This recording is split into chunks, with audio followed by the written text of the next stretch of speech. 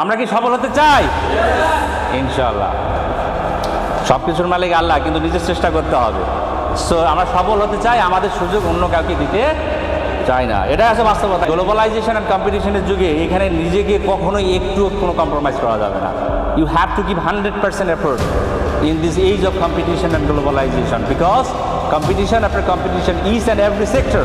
So that's why এখানে কোনো compromise নাই প্রফেশনালের ক্ষেত্রে। এখন এখানে একটা প্রশ্ন করা হচ্ছে তোমাদেরকে, is English a difficult language in the context of Bangladesh? Yes, তাই না? কিন্তু টু বি অনেস্ট আমি বলি যে ইংরেজি হচ্ছে বিশ্বের সবচেয়ে সহজ ভাষা। বিশ্বে তো অনেক ভাষা আছে, তাই না? এই আমাদের মাতৃভাষা বাংলা চেয়ে ইংরেজি অনেক সহজ। হ্যাঁ, অনলি 26 লেটার্স। হ্যাঁ, আর কোনো জবজের পেজ তানবিন হুসু দুর্গু দৈন্য মৈদান্য কোনো পার্থক্য আছে? Only 26 letters. হ্যাঁ, আমি যদি এখন বাংলাদেশের প্রেসিডেন্টকে যা বলি তুই কেমন আছিস, চলবে? তাকে যা যদি বলে হাউ আর ইউ, ঠিক আছে কিনা? হাউ আর ইউ মানে কি?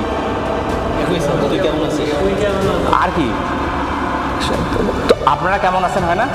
হাউ আর ইউ মানে আপনারা কেমন আছেন হয় না? তুই কেমন আছিস হয় না? তোমরা কেমন আছো হয় না?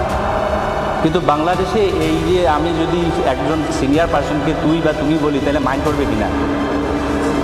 সো কতটা স্ট্যান্ডার্ড ভ্যালু ডিফারেন্স আছে ইংলিশ এবং বাংলার ভিতরে, চিন্তা করে যদি দেখো। You is enough for communication, but বাংলায় তুমি এনাফ নয়।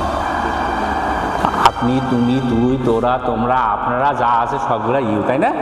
কোনটা সহজ, ইংলিশ না বাংলা? হ্যাঁ, ব বয়সীনারা কি হয়? হ্যাঁ, ব বয়সীনারা না না একটু বলছে, ব বয়সীনারা কিন্তু বড় হয়, আর ব ডয়সীনারা হয় বড়, তাই না? তো বড় আর বড় দুইটার মধ্যে পার্থক্য আছে কিনা?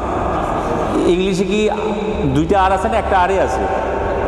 হ্যাঁ, ব বি ও আর তুমি দিয়ে দিলা, ব্যাস, হিসাব শেষ।